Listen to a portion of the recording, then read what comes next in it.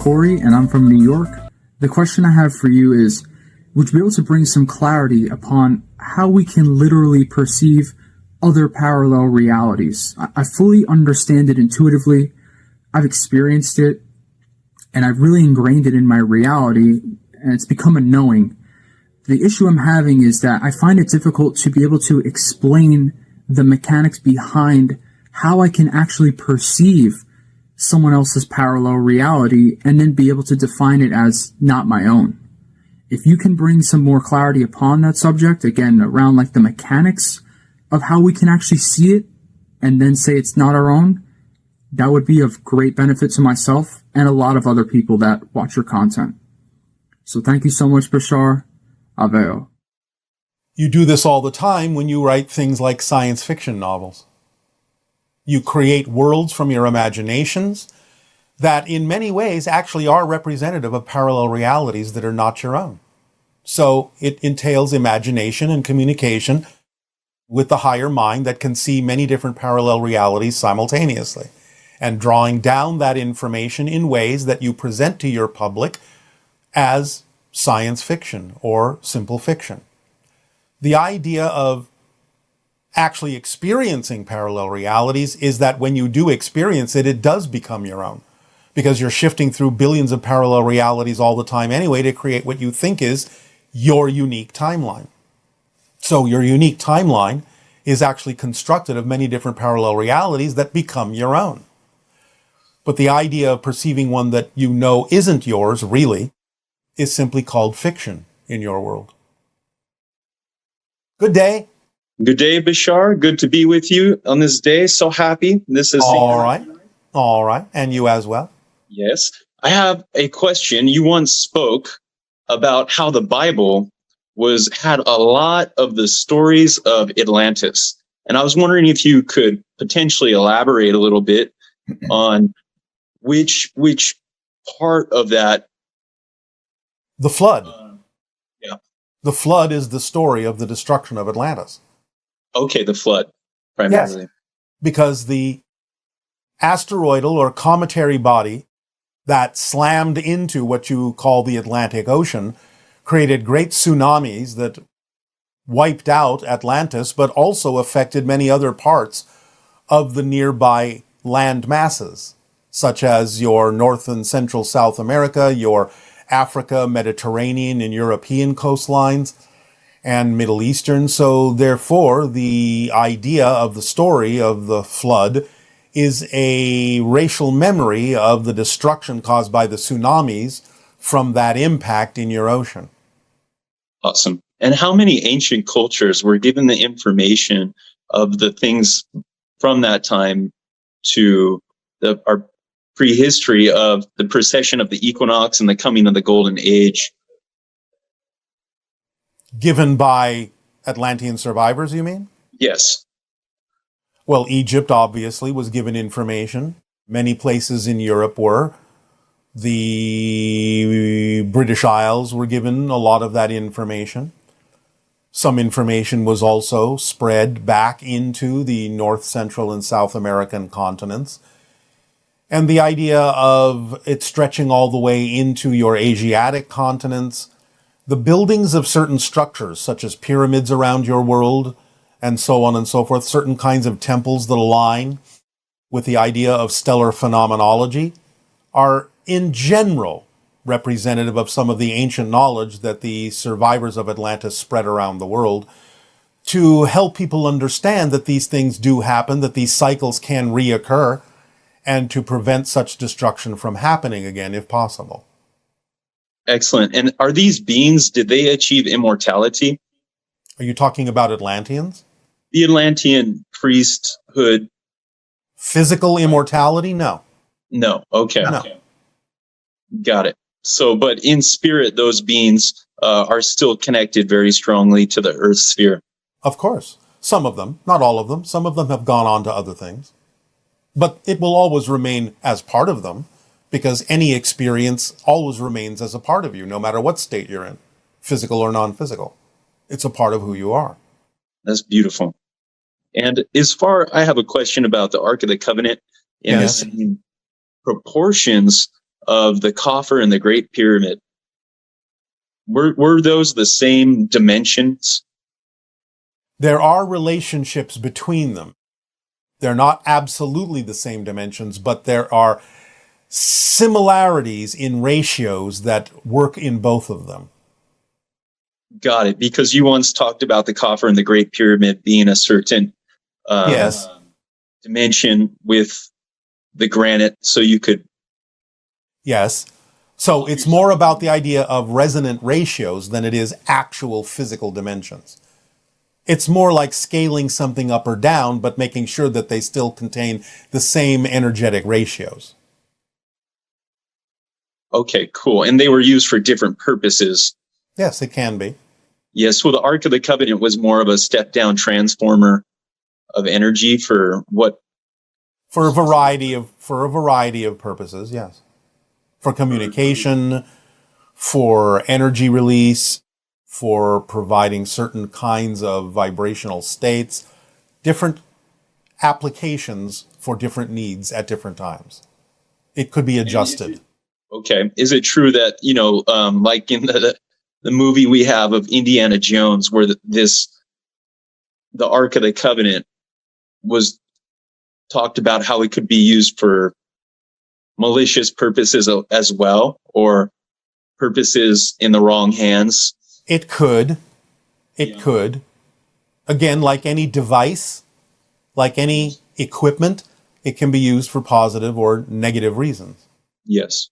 Was this a standard part of technology in the Atlantean civilization that was given to Egypt? Again, the basic premises were understood in Atlantis, but it wasn't exactly used in the same way. It's all about resonance. It's all about frequency. It's all about ratios and proportions and relations between them. So the basic concepts were understood, but they weren't used quite in the same way. Okay, how would they be used different? In Atlantean times, the vibrational resonances that existed in the Ark were used for the propagation of light and energy. Okay, because this had to do with more of their crystal technology in those days? Yes. Okay, very cool. And an important question I have to ask, which is going around a lot right now in the New Agey community, is this big shift of integrity and people working through all sorts of different things. Yes. But I feel a huge misunderstanding in the New Agey community is people misunderstanding the idea of right and wrong, how you speak about it. Yes. Because I know you are talking about positive energy and negative energy. Yes. But people will take these things of right and wrong and, create kind of a not clear life of having a grounded moral compass. Yes, of course. There is alignment and there is misalignment. And many people will have misunderstandings and misinterpretations of many of the concepts that we have discussed with all of you, because they are not necessarily as practiced as they could be and not necessarily as refined in their understanding of these concepts. In a sense, I'm going to put it in an old kind of colloquial way. Again, not meaning to be negative per se, but you'll understand it through this simple mnemonic. Many people know just enough metaphysics to be dangerous. Yes. When they arrive at a certain point of understanding, they think they know enough. They think they know it all. And therefore, a lot of their applications are misguided. They don't take the time to go more deeply into their understanding of how things actually work, and therefore they can be misled and be misleading to others and misinterpret many different kinds of things. So again, it's about either really truly being clear and having a deep understanding, a clear understanding of how things work, or not. But again, it's up to each individual to decide for themselves what they do and don't align with, and that's part of the experience and part of the process. So it also helps us determine who actually is ready and is not ready for contact. So that's okay. Yes. And I have a lot of born again Christian friends, you know, that were from the new age, and found Jesus and everything, and now they cast everything aside that is not Jesus. So everything is. And they don't actually understand Jesus. Mm. Because there have been many misinterpretations and misrepresentations and misunderstandings about what Jesus actually said and what he was all about, because a lot of the dialogue that came from him and others around him have been altered for the purposes of political power and certain kinds of gain, and therefore you don't really have an absolutely thoroughly accurate representation of what was really said at the time. Plus, in not understanding Jesus in the full capacity of his expression, then many people who purport to understand him or purport to believe in him actually have no understanding of the fact that he was presenting both a male and a female aspect in the Mary of the Magdalene. This is a couple. This is a male and female representation in balance, and many of the things that were actually talked about are extremely metaphysical and not exactly what the idea of the Christian belief system purports to be true. Mm. Got it. So more, this is hard for me to ask, but more like how you've said the Magdalena things and more of the Essenian stuff and the Rosicrucian stuff is a little more coordinated. Even there are misinterpretations in those. It is more the pure idea of the understanding of the balance between male and female in the expression of Yeshua and Maria, or Miriam the Magdalene. So more just the simplicity of harmony between the sexes. Yes. Okay. And the idea of the understanding of both sides' connection in balance to all that is, and the expressions thereof, many of which are very familiar now to those who have listened to metaphysical concepts in your modern age. A lot of what was expressed that can be found in the Gospel of Mary Magdalene are actually very metaphysical concepts as you would recognize them in your modern age. Remember, she was his chief disciple. Yes. Beautiful. So very, very simple. It almost connects to just yin and yang and the basics of proportion. There is a book that exists on your planet that may be of assistance to you in understanding some of this.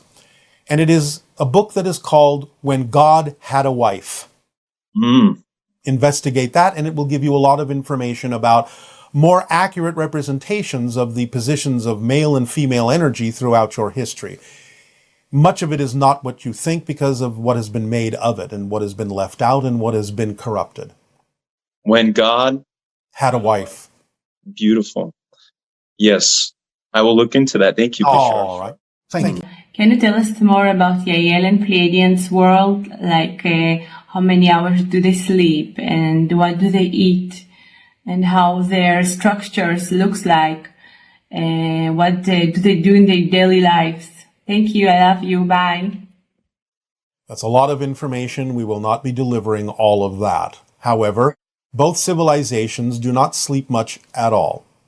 And it depends upon what you call sleep, because they can make connections to their spirit selves in a more constant way than you do, and therefore don't need the idea of sleep in the same way that you do. They might even just drop into what you would call a meditative state temporarily, and it would accomplish the same thing that you're accomplishing by having many hours of sleep.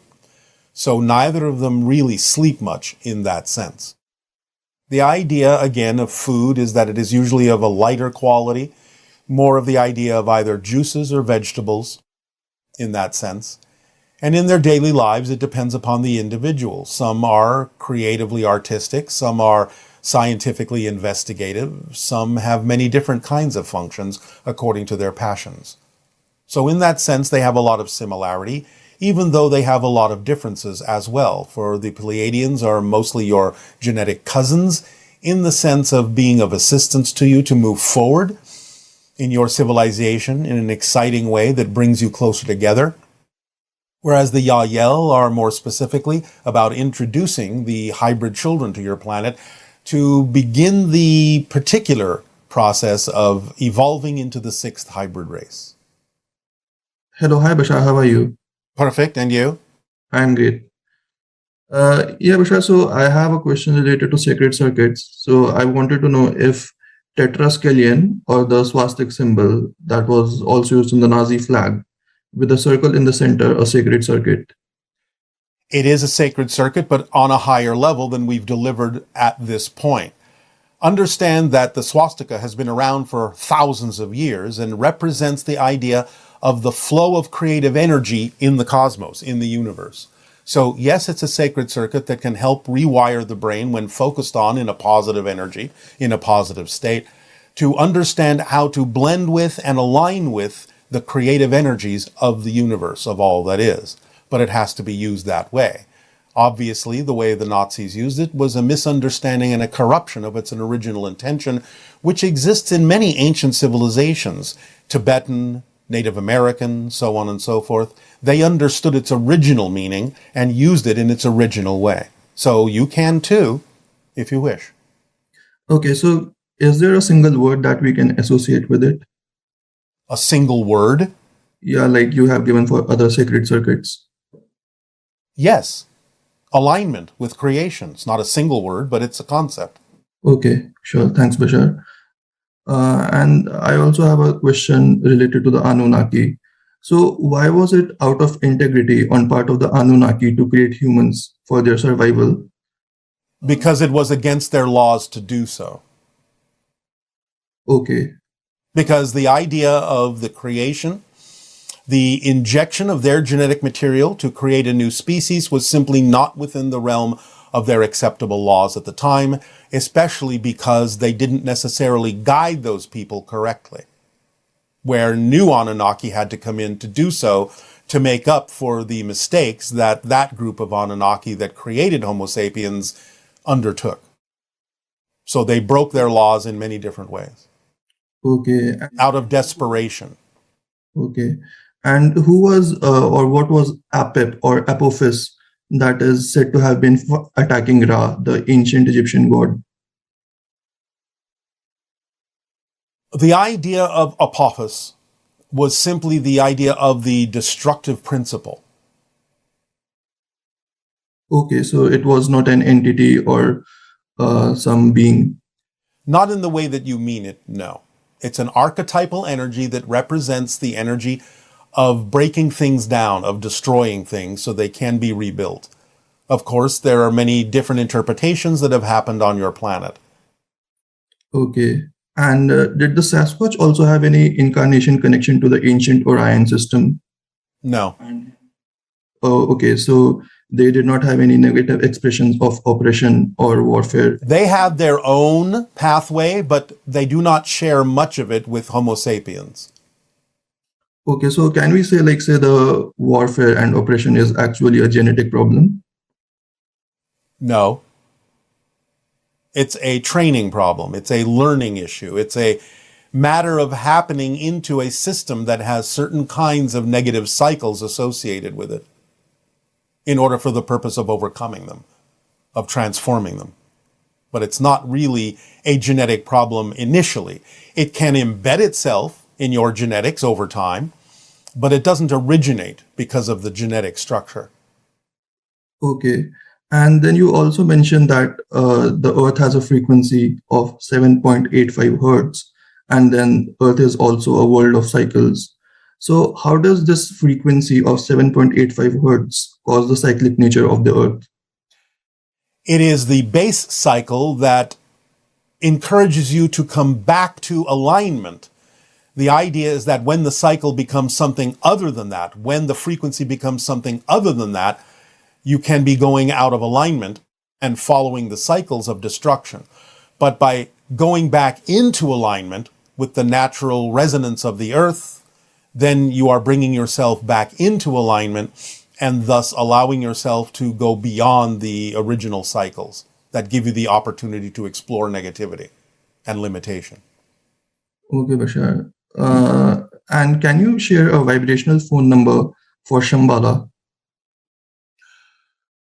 Shambhala, or Shangri-La, as some people refer to it, has a image that you can meditate on of 3 crystal spheres, one being pure white, one being soft blue, and one being soft pink. Okay. In what shape? Or In a triangle. okay, in a triangle. Yes. Okay. Okay. And then I think I will have the last question now. So, what is your definition of death, Bashar? And is there a way to have life review that we have after dying while we are alive? Yes, you can experience some degree of life review while you're alive, but in most cases that would be pointless because you're still alive. Therefore, you wouldn't necessarily have a complete life review. You may get moments of it, flashes of it, that can help you align yourself. But in the idea of transitioning into spirit, when you are done with this particular experience, then it is more appropriate for you to have the entire life review, because then you can understand the relationship and the connections between every single moment of the actual physical life experience. But sometimes when people are in certain circumstances and they say, oh, my life flashed before my eyes, in some sense they are tapping into the idea of life review because they truly believe that at any moment they might die. But there are other circumstances where you can come to an understanding, a gestalt understanding of something, and tap into the idea of recognizing what something was all about in your life. But you will not necessarily have an entire life review unless you are either close to death or have actually died. Okay, Bashar. All right. Thank you very much. Yeah, thank you, Bashar. Good day. Yeah, good day to you too. Bye. Hi, Bashar. This is Karen from Belgium. I have learned to trust the signs that I get on my path, and there are a lot of signs that have to do with ancient Egypt. So I would like to know something more about ancient Egypt. What was the main energy frequency in ancient Egypt? Where did the inhabitants came from? And were there connections to Sirius or to Orion? Can you speak a bit more about this? Thank you. Bye-bye. Yes, there were many connections to Sirius and ancient Orion in being played out in many civilizations on your planet over time. As we have said, there are many stories that are the continuation from many different places that allow you to play them out and figure out how you would like them to conclude or move on by joining the Earth cycle of opportunity to explore those things. We're not sure what you're asking when you say what was the frequency of ancient Egypt, because you're talking about a combined frequency of many, many hundreds of thousands of different individuals. If you're looking for an overall representation of ancient Egypt as a resonant frequency, you could say that they were existing somewhere, depending on who was involved, in the neighborhood of about 60 to 70,000 up to 80,000 cycles per second. But again, it depends upon what era. It depends upon what their focus was at that particular time. It depends upon how many remnants of the Atlantean civilization they incorporated into their culture, and many other things. So we can't necessarily give you one particular frequency, but a range of frequencies from somewhere around 50 to 60 to 70 to 80,000 cycles per second, depending upon who was doing what in that culture at the time. Good day. Hello. Hi, Bashar. How are you? Perfect. And you? Thank you very much. Good as well. Perfect. Good. As you are. All right. Bashar, I'm very happy to tell you that finally we have a result that prove that the devices that you describe are actually resonators. Yes. And we receive 10 times the amplitude of the input. We receive a resonant frequency 10 times greater. But we receive it with the cones that you describe, with the most primitive version. That's why we gave you that basic form to begin with. It is the core of everything that you are exploring. Yes, and the frequency that we have resonance is 80 kilohertz, but very interestingly, we have a secondary resonant frequency, which is 3 times higher. Yes. 240 kilohertz. Yes. Again, the resonance is 10 times greater. Yes. What I would like to ask you is that we know that sometimes higher voltage does not mean generation of power. How we can improve this?